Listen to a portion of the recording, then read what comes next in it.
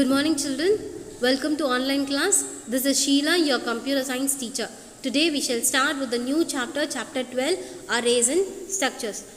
Long ago also, as I teach you, whenever an array concept comes, I used to tell you, right? We shall see in detail in your future classes, isn't it? So basically I told you what is an array. So what is an array? Array is nothing but a homogeneous collection of data items. What is homogeneous? Homo means same data items. Yes.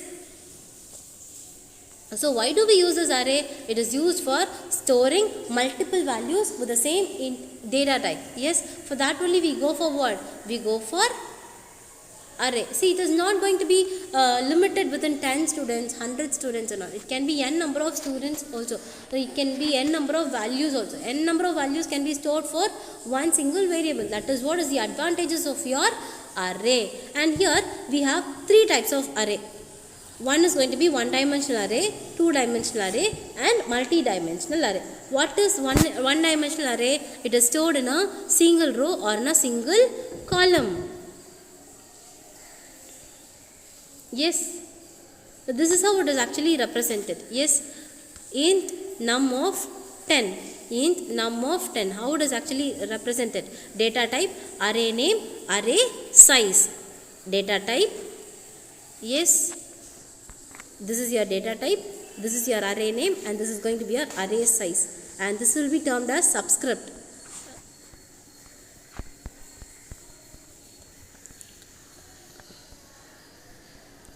So how many spaces will be allocated for this? See, I'll explain you this. This is going to be of what type? Integer type. Let it be num of 10. So how much of space it is going to occupy? From 0 to 9. It is going to be like this.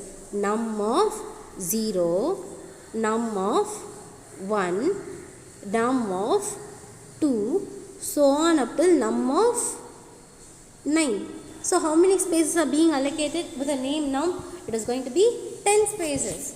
Yes, 0 to 9. This is how the space will be allocated. And this is what we call it as what? Subscript. Each element has a unique index number starting from 0 is known as what? Subscript. The value which is being present inside is termed as what? Subscript. Each element of an array is referred by its name with a subscript index within a square bracket. For example, num of 3 refers to the fourth element of the array. What does it refer to? Num of 3. Because num of 0. Because each and every integer is going to occupy how many space? 4 spaces, isn't it? So 4 space for num of 0, 4 space for num of 1, 4 space for num of 2 and 4 space for num of 3 and so on. So what happens? When we say num of 3, it is going to be the fourth value. See, if I am going to use Turbo C++, the space that is going to occupy is going to be 2. Whereas in Dave, it is going to be 4. For each and every spaces, the space differs between your Turbo C++ and Dave C++. Dave C++ is a freeware. See, here are some array declarations with different data types. This is going to be character, employee name of 25. How many spaces it is going to occupy? 25 spaces. How it is going to be? Employee underscore name of 0. Starts from there and moves on till employee underscore name of 24. Yes. The same way here, float salary of 10. So this is going to get what? Decimal values, and character is going to get character values. Yes. And memory allocation, this we have seen already, isn't it? Each and every integer will take what? 4 spaces. Accordingly, the spaces will be allocated. And in your Dave and Turbo C++, see, look at the differences, the space that is being allocated. The memory spaces allocated for an array can be calculated using this formula, number of bytes allocated for the type of array into number of elements. Number of bytes allocated for the type of array into number of elements. Say for example, if I am going to use int num of 3 elements, isn't it, into how much of space does an integer takes in your Dave software? It is 4. So 4 3s are 12. 12 spaces will be allocated. Initialization. So an array can be initialized at the time of its declaration. Unless an array is initialized, all the array elements contain garbage values. Able to follow? If I am going to give it as num int num of 3, see 3 spaces will be allocated. Unless otherwise I initialize them to 0 or some values, what will happen? It is going to have some unwanted values. See, this is what the initialization actually means. Your data type, array name, data type, array name, size is equal to value of. So data type, array name, size, and for each and every size from age of 0, it starts from age of 0 and moves on with the age of what? Age of 4. So age of 0, 1, 2, 3, 4. So age of 0 is going to be 9, and age of 1 is going to be 21, age of 2 is going to be 16, and age of 3 is going to be 1, and age of 4 is going to be 50. Yes, this is how the values will be initialized. In the above example, you can see age whose size is 5. This is how it is actually allocated. I told you, isn't it? Age of 0, age of 1, age of 2. See, for each and everything, a space will be allocated in this format only. While declaring and initializing values in the array, the value should be given within curly braces. See, as you get into this also, you can see the values which is being given is actually given with the curly braces. This braces, yes, here. You can see here and here. Whenever a value is being given, it will be given with a curly braces only. The size of an array may be optional when an array is initialized during declaration. See, size depends.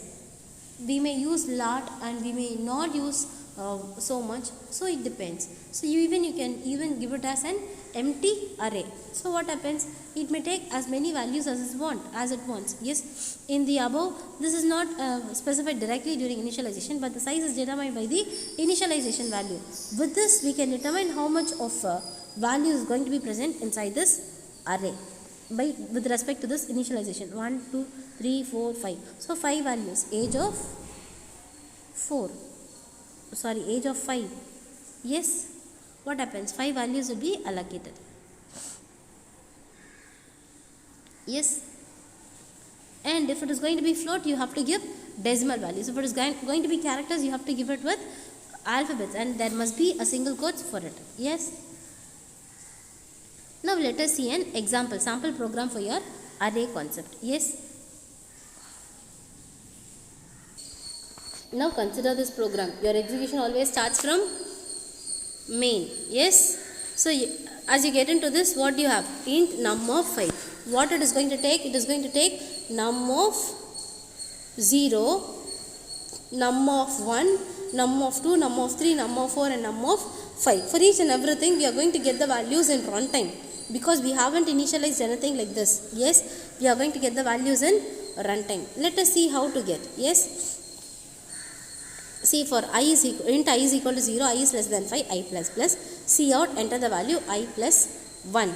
So enter the value I plus 1 means I value 0. So enter value 1. This will be printed just like that, right? So whatever is being given within the double quotes will be printed as it is. I plus 1 is going to print the value 0 plus 1. So 1. Yes. And the value equal to will be printed as it is, and the value that I am going to get now will be printed. Say for example, if I am going to get it as 2. So enter the value 1 is equal to what? 2 will be printed. So next again the for loop will proceed, isn't it? I is equal to 1, because I plus plus is actually done here.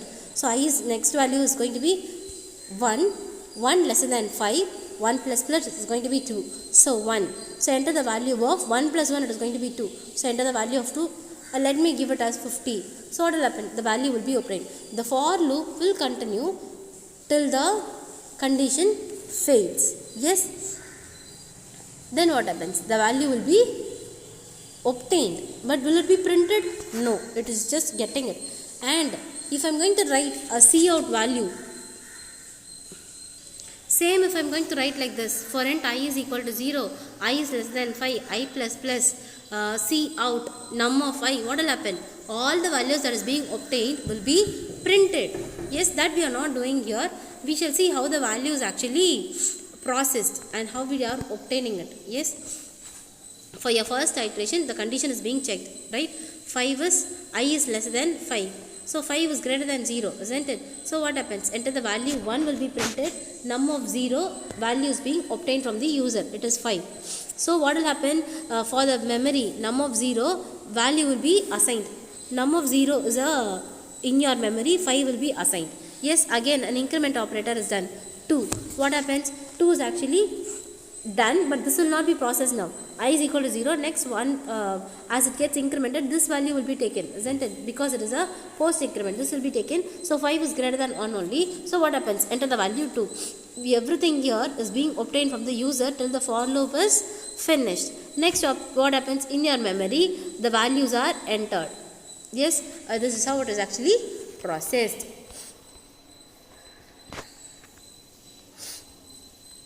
Yes, if I have to once again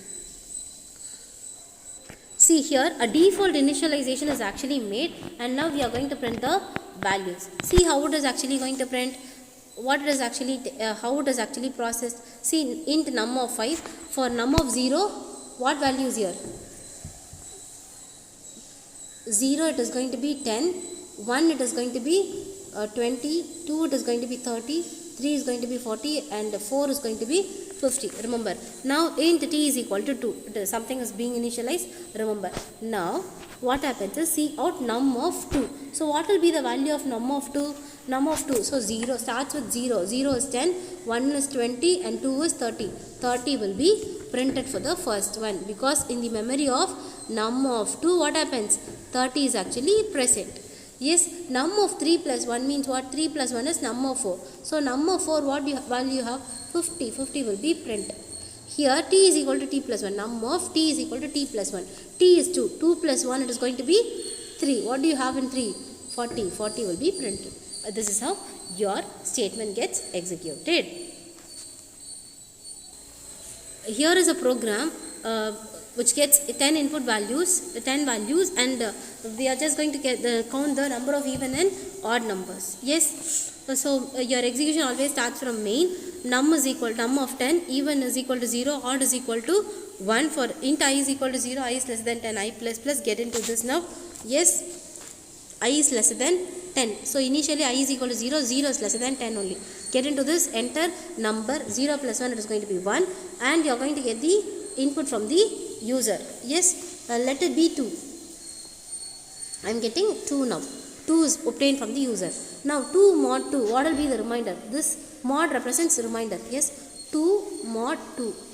2 ones are 2. The remainder is 0. So it is equal to 0. So even will get 1. Even is equal to even plus 1. Pre-increment, isn't it? So it is going to be 1 because it was 0. 0 plus 1 is going to be 1. Fine. Again what happens? The for loop will proceed.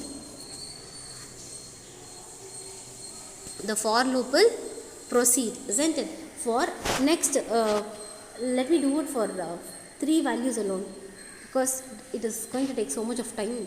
I is equal to 1 now. 1 is lesser than 3. Yes, it is. So what happens? Enter the number, 2 will be printed, number 2 will be obtained. Let me get it as 3 now.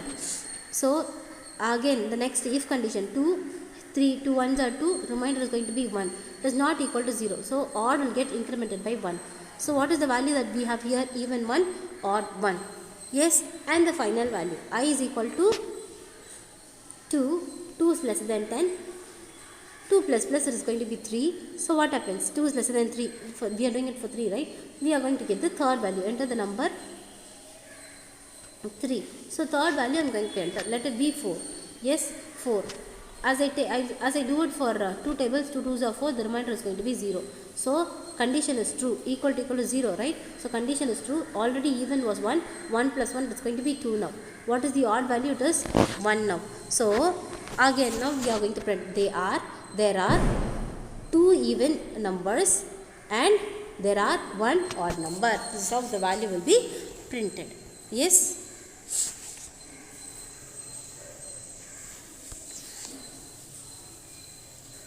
Yes children, what did we see for today? We saw what is an array, how you initialize the values, and we also saw how the values will be stored in the memory, and we also saw about a sample program, 3 sample programs, how the values are obtained and how the values are printed. Yes, how do we find odd and even numbers. Yes children, we shall stop with this. Write your 2 marks, 3 marks in your classwork notebook and submit it on Wednesday without fail. Yes, thank you children.